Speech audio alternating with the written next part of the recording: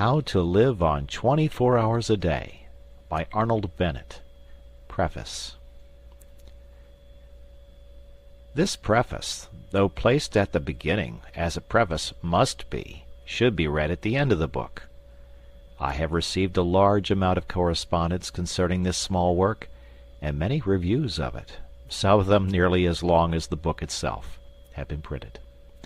But scarcely any of the comment has been adverse. Some people have objected to a frivolity of tone, but as the tone is not, in my opinion, at all frivolous, this objection did not impress me, and had no weightier reproach been put forward, I might almost have been persuaded that the volume was flawless. A more serious stricture has, however, been offered, not in the press, but by sundry obviously sincere correspondents, and I must deal with it. A reference to page 43 will show that I anticipated and feared this disapprobation. The sentence against which protests have been made is as follows. Quote, "In the majority of instances he, the typical man, does not precisely feel a passion for his business. At best he does not dislike it. He begins his business functions with some reluctance, as late as he can, and he ends them with joy, as early as he can. And his engines, while he is engaged in his business, are seldom at their full horsepower." End quote. I am assured, in accents of unmistakable sincerity, that there are many businessmen, not merely those in high positions or with fine prospects, but modest subordinates with no hope of ever being much better off, who do enjoy their business functions, who do not shirk them, who do not arrive at their office as late as possible and depart as early as possible, who, in a word, put the whole of their force into their day's work, and are genuinely fatigued at the end thereof. I am ready to believe it.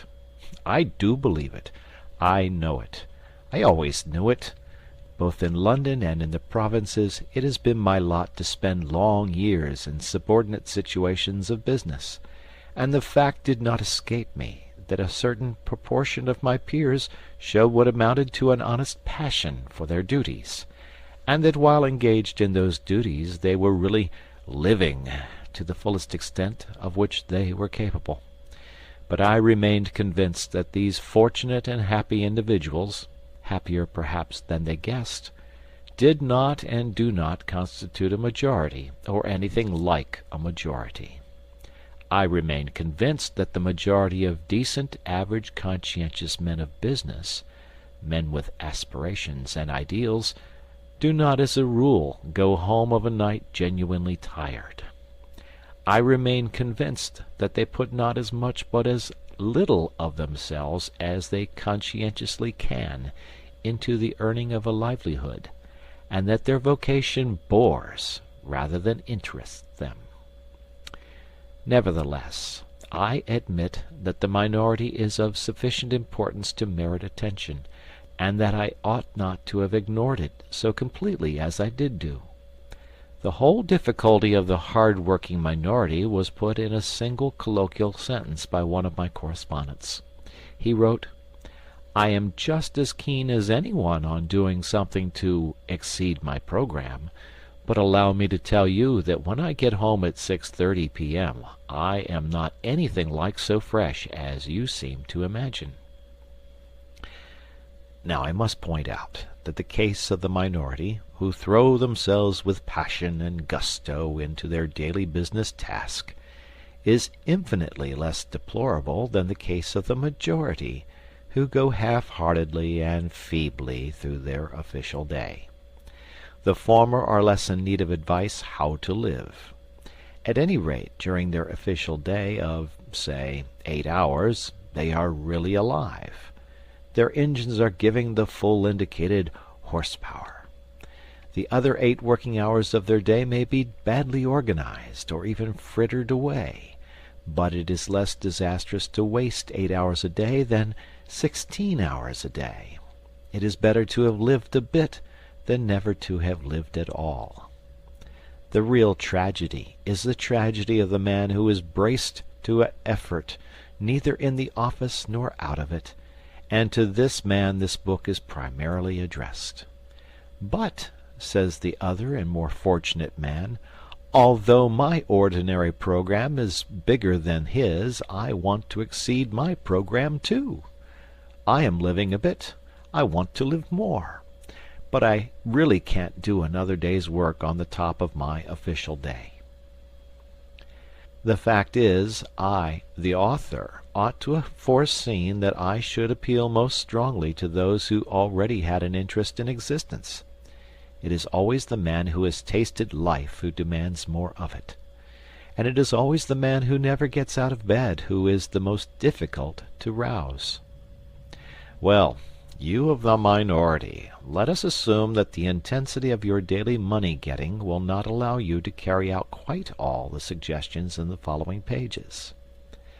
Some of the suggestions may yet stand. I admit that you may not be able to use the time spent on the journey home at night, but the suggestion for the journey to the office in the morning is as practicable for you as for anybody. And that weekly interval of 40 hours, from Saturday to Monday, is yours just as much as the other man's, though a slight accumulation of fatigue may prevent you from employing the whole of your horsepower upon it. There remains then the important portion of the 3 or more evenings a week. You tell me flatly that you are too tired to do anything outside your program at night. In reply to which I tell you flatly that if your ordinary day's work is thus exhausting, then the balance of your life is wrong and must be adjusted. A man's powers ought not to be monopolized by his ordinary day's work. What, then, is to be done? The obvious thing to do is to circumvent your ardor for your ordinary day's work by a ruse. Employ your engines in something beyond the program before, and not after, you employ them on the program itself. Briefly, get up earlier in the morning. You say you cannot. You say it is impossible for you to go earlier to bed of a night. To do so would upset the entire household. I do not think it is quite impossible to go to bed earlier at night. I think that if you persist in rising earlier, and the consequence is insufficiency of sleep, you will soon find a way of going to bed earlier. But my impression is that the consequences of rising earlier will not be an insufficiency of sleep. My impression, growing stronger every year, is that sleep is partly a matter of habit and of slackness. I am convinced that most people sleep as long as they do because they are at a loss for any other diversion. How much sleep do you think is daily obtained by the powerful, healthy man who daily rattles up your street in charge of Carter Patterson's van? I have consulted a doctor on this point. He is a doctor who for 24 years has had a large general practice in a large flourishing suburb of London, inhabited by exactly such people as you and me. He is a curt man, and his answer was curt. Most people sleep themselves stupid. He went on to give his opinion that 9 men out of 10 would have better health and more fun out of life if they spent less time in bed. Other doctors have confirmed this judgment, which, of course, does not apply to growing youths. Rise an hour and a half, or even 2 hours earlier, and, if you must, retire earlier when you can. In the matter of exceeding programs, you will accomplish as much in 1 morning hour as in 2 evening hours. But, you may say, I couldn't begin without some food and servants. Surely, my dear sir, in an age when an excellent spirit lamp, including a saucepan, can be bought for less than a shilling, you are not going to allow your highest welfare to depend upon the precarious immediate cooperation of a fellow creature. Instruct the fellow creature, whoever she may be, at night. Tell her to put a tray in a suitable position overnight.